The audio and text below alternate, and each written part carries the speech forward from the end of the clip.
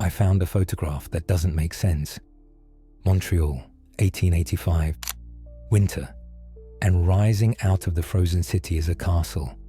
Not a small ice sculpture, a castle, 10 stories tall, massive walls of solid ice blocks, towers, turrets, elaborate architectural details, and inside, electric lights glowing through translucent ice walls, illuminating the structure like a beacon. The official story says this was built for a winter carnival, a festival, entertainment for 2 weeks. Then they let it melt. Gone. Destroyed. Just a temporary amusement. But I went to Montreal. I stood where this palace once stood, and I started asking questions that no one seems willing to answer. How do you cut 50,000 tons of ice from a frozen river with hand saws? How do you transport it? How do you stack blocks weighing hundreds of pounds each into walls 30 feet high? How do you install electric lighting inside ice in 1885 when most of the city didn't have electricity yet? And, most importantly, why? Why would anyone invest that much labor, that much resources, that much advanced technology for something designed to melt in 2 weeks, unless it wasn't entertainment, unless the ice wasn't the decoration, unless the palace was doing something else entirely, something that required crystalline structure, something that required water in its most organized form, something that required geometry and light and electrical current flowing through frozen lattices. Let me show you what I found. Because these ice palaces weren't festivals, they were technology. And the men who built them weren't party planners. They were members of secret societies who understood something about water that we've been made to forget. The Montreal Ice Palace of 1885 was massive. Contemporary newspaper accounts describe it as 120 feet long, 80 feet wide, and 90 feet tall at the highest tower. The walls were 5 feet thick, made of blocks of ice cut from the St. Lawrence River, each block weighing approximately 300 pounds. I found engineering estimates from the period. They calculated it required approximately 50,000 tons of ice, 50,000 tons, cut by hand, transported by horse and sled, stacked into precise architectural forms, in the middle of winter, in weeks. The Montreal Gazette reported that over 500 men worked on construction. They worked in teams, cutting ice from the river, hauling it to the construction site, and carefully placing each block. The construction took 6 weeks, and it stood for approximately 2 weeks before the carnival ended and they let it melt. I spoke with a structural engineer about this, showed him the photographs and the documented dimensions. His response was immediate. With modern equipment, with cranes and trucks and power tools, this would be a significant undertaking. With 1885 technology, with hand tools and animal power, this is barely believable. And doing it for a 2-week festival makes no economic sense whatsoever. So I started digging into who actually built it, who organized this, who funded it. And that's when I found the snowshoe clubs. The Montreal Snowshoe Club was founded in 1840. Officially, it was a recreational organization. Men who enjoyed winter sports, snowshoeing through the forest, outdoor activities, athletic pursuits in the Canadian winter. But look at the photographs. Look at what these men actually wore. Look at how they actually organized themselves.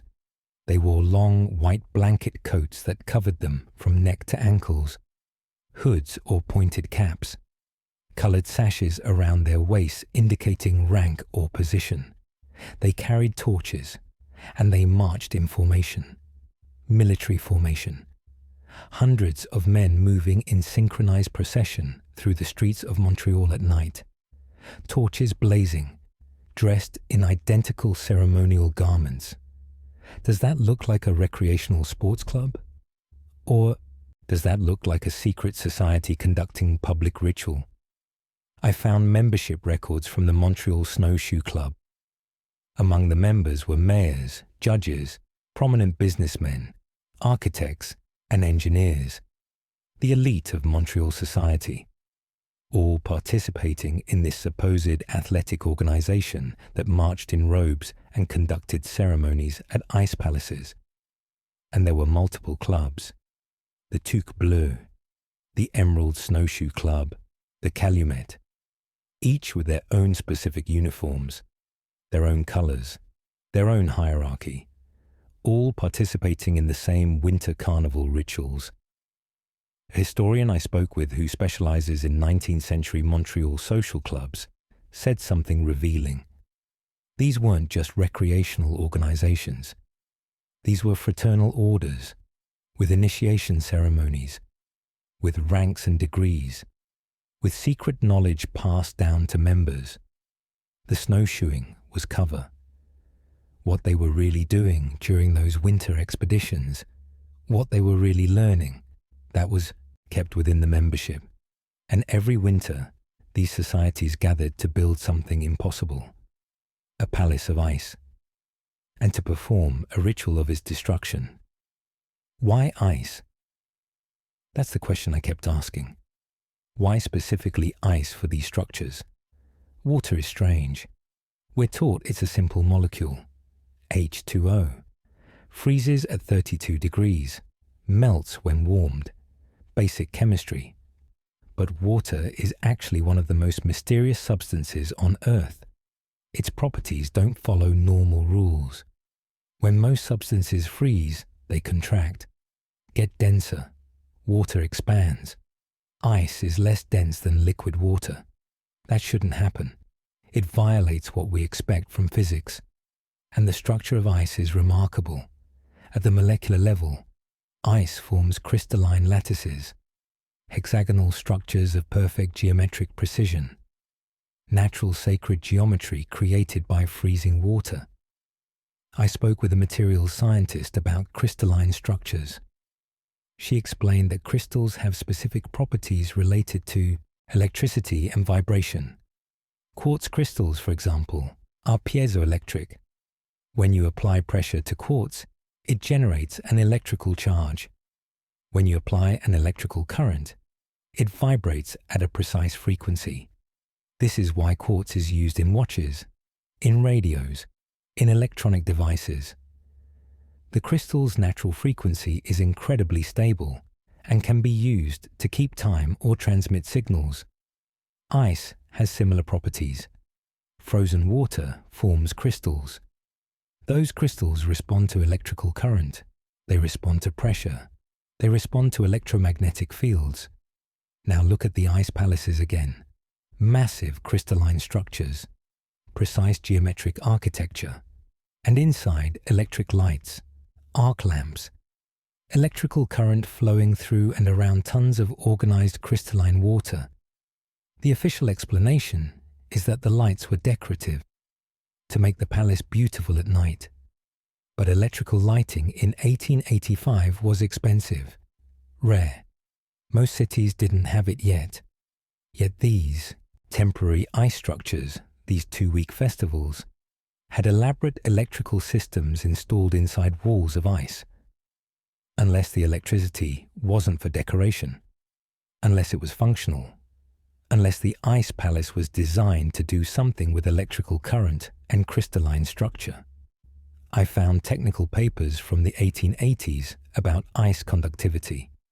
One paper, published in the Journal of the Franklin Institute in 1888, documented experiments with electrical conduction through ice.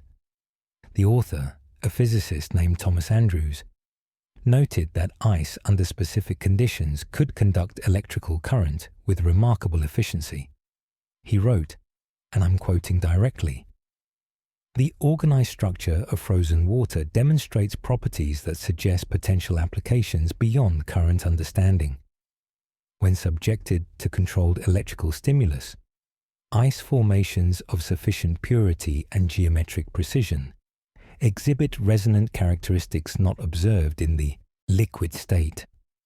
Resonant characteristics.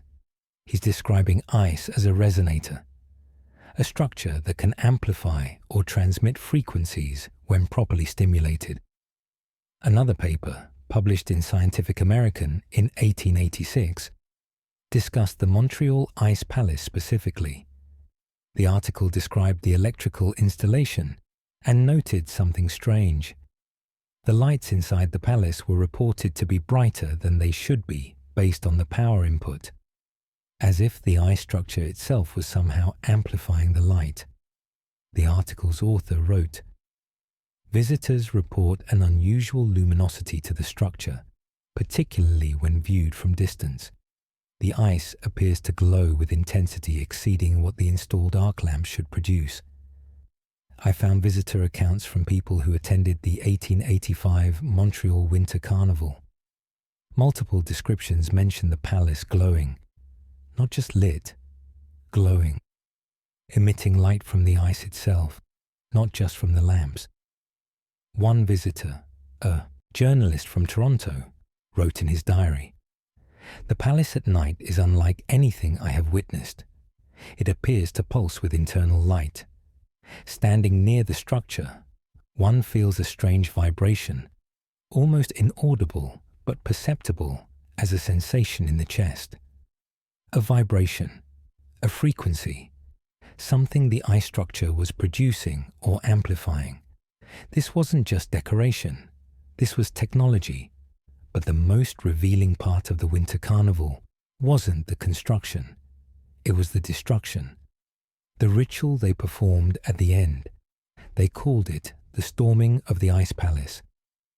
Every carnival ended the same way. Hundreds of men, members of the snowshoe clubs in their ceremonial uniforms, would stage a mock battle. They would attack the palace with fireworks, rockets, Roman candles. They would assault the ice structure with fire until it appeared to be burning, smoking, exploding. I found lithographs documenting these events. Images from the 1885 carnival show what looks like actual warfare. Explosions, smoke, fire, men in formation attacking a fortress. The violence depicted is shocking for what's supposed to be entertainment. Contemporary newspaper accounts describe the spectacle. The Montreal Gazette, February 1885. The storming of the Ice Palace commenced at 8 o'clock with volleys of rockets. The attacking forces, numbering over 500 men of the various snowshoe clubs, advanced in military formation. The defenders, positioned atop the palace walls, returned fire with equal vigor.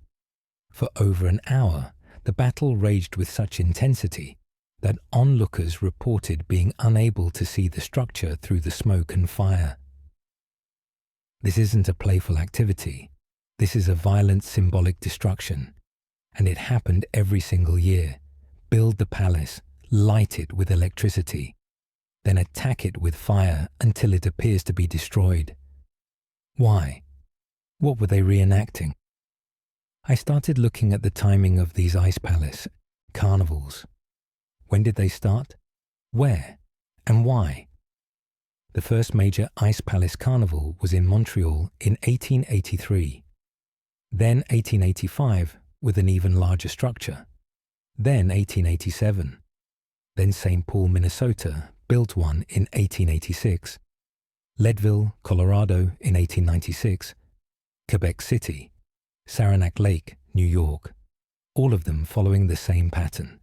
Secret societies organizing. Massive ice structures. Electric lighting. Ceremonial processions.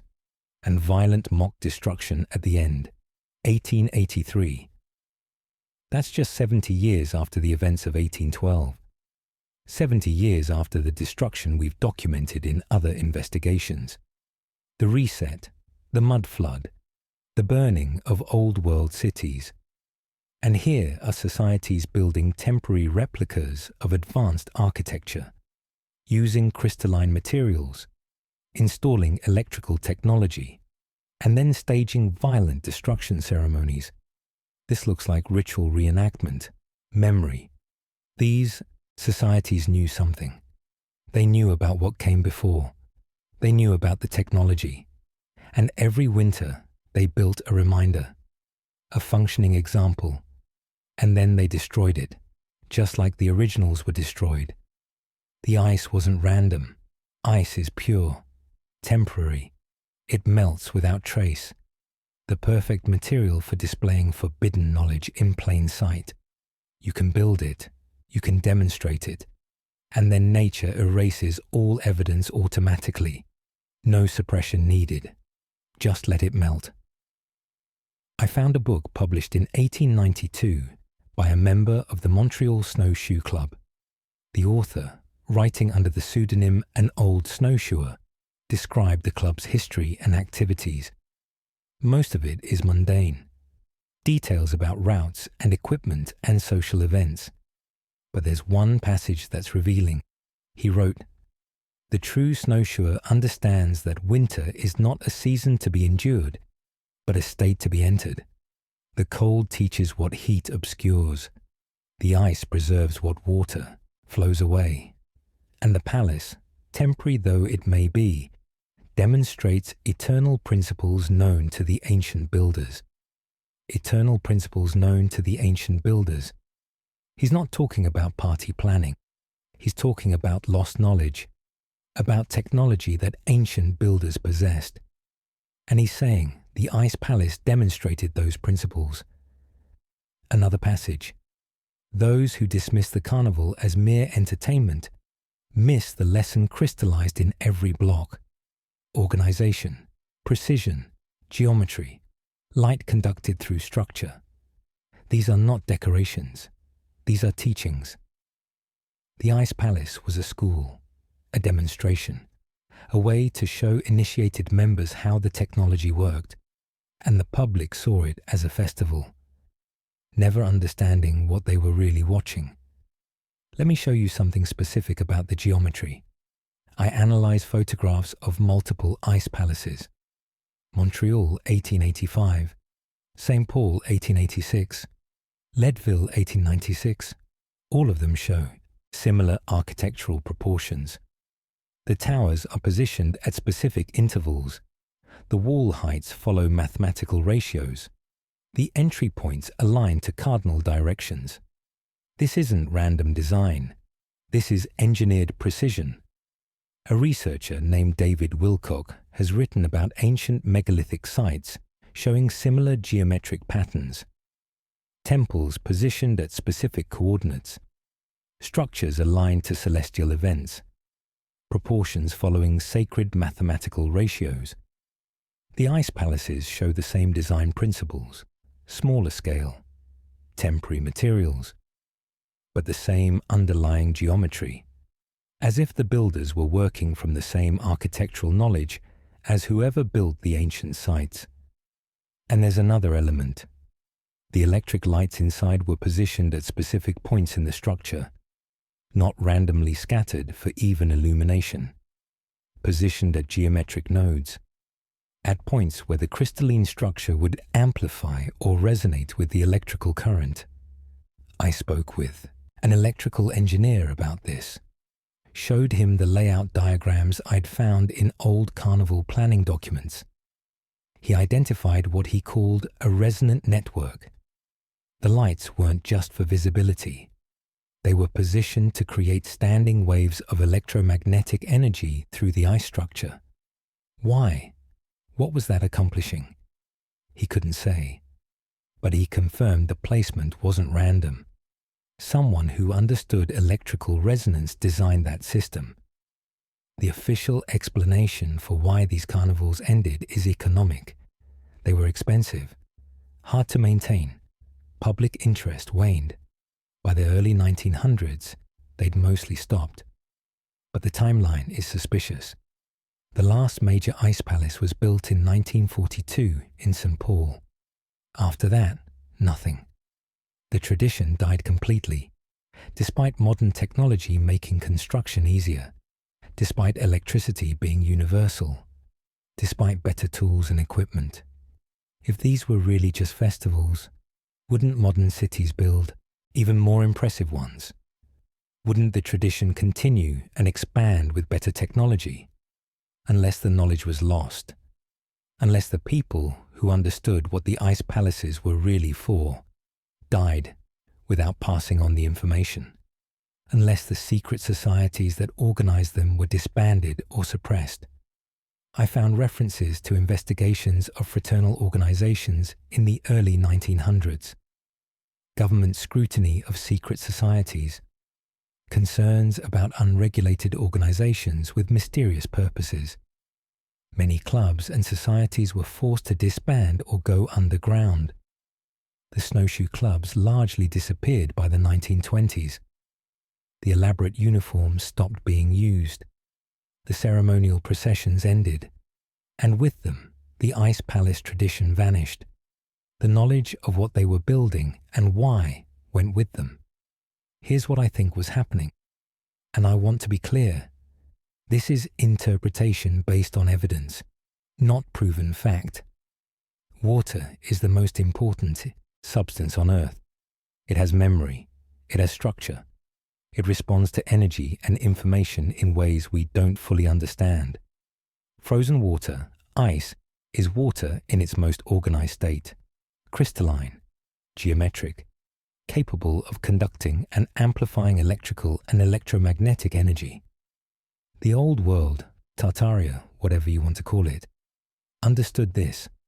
They built with geometry and proportion because they understood how structure interacts with energy.